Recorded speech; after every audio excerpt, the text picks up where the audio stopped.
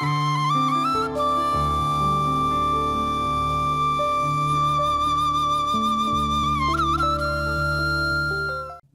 TV நேயர்களுக்கு இனிய காலை வணக்கம். இந்த இன்பமான பொழுதிலே எங்களுடைய வாழ்வை இலங்கை நாட்டில் போன வருடம் முதல் வருடமெல்லாம் நாங்கள் பெரிய பொருளாதார நெருக்கடியில் தவித்தோம், கஷ்டப்பட்டோம், பல கடன்கள் கொடுக்க வேண்டியிருந்தது. அந்த வகையில் எங்களுக்காக தங்களுடைய வியர்வையை இரத்தத்தை சிந்தி உழைக்கின்ற மலையக மக்கள், எங்களுடைய தேயிலை ஏற்றுமதி தான் எங்களுக்கு ஒரு பெரிய வருமானத்தை தருவது. அப்போ எங்களுடைய அமைச்சரவையில் ஒரு சட்டம் நிறைவேற்றப்பட்டிருக்கிறது.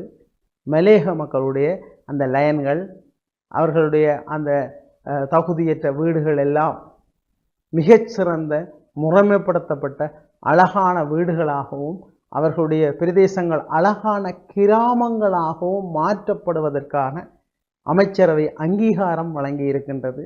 ஒரு மிகவும் மகிழ்ச்சிகரமான ஒரு செய்தி.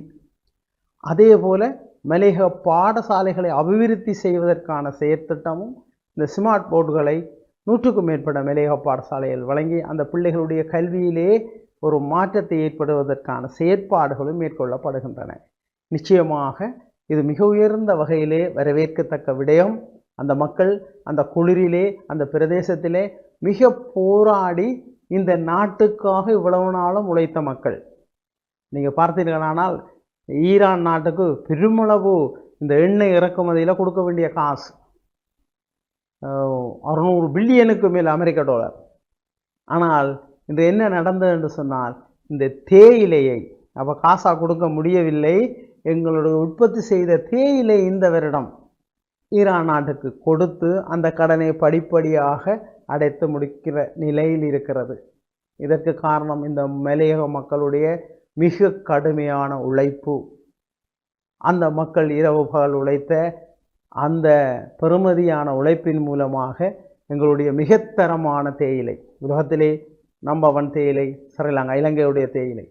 ஆகவே மொத்த தேசிய உற்பத்தியில் எங்களோட உற்பத்தியில் ஒரு பெரிய மாற்றத்தை ஏற்படுத்துகின்ற சக்தி இந்த மக்களிடம்தான் இருக்கிறது.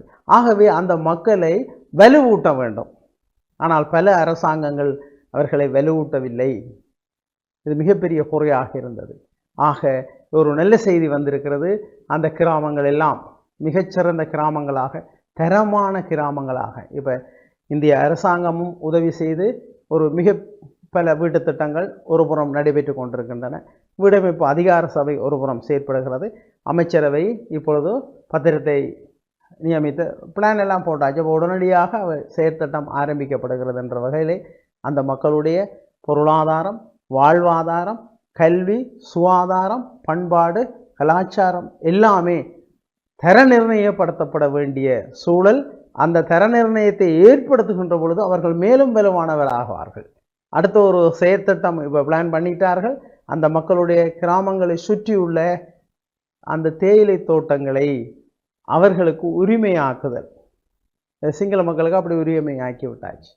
அப்போ அந்த தேயிலை தோட்டங்களை உரிமையாக அவர்களுக்கு கொடுத்தால் அவர்கள் இரவு பகல் இன்னும் கூடுதலாக உழைத்து இன்னும் தரமான உற்பத்தியை தரக்கூடிய ஆற்றல் உள்ளவர்கள் என ஆய்வுகள் தெரிவிக்கின்றன. அந்த மக்களோட சமூகமயமான ஆய்வுகள் மேற்கொள்ளப்பட்டன.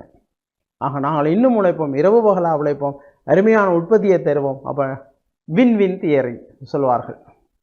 எல்லோரும், நாடும் வாழ வேண்டும், மக்களும் வாழ வேண்டும். ஒரு குறிப்பிட்ட மக்களை மட்டும் அவர் தோல்வியடைந்த மக்கள் அவர்கள் இருக்க இவர்கள் வெற்றி அடைவது இல்லை. அப்போ வெற்றி தியரி இது உளவியலில் இருக்கிறது. Win theory. எல்லோருமே நாங்கள் வெற்றி பெறுவோம், வெற்றியாளர்களாக இருப்போம்.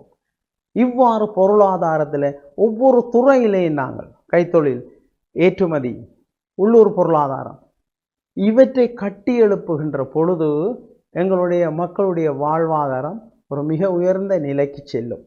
நன்றி, வணக்கம்.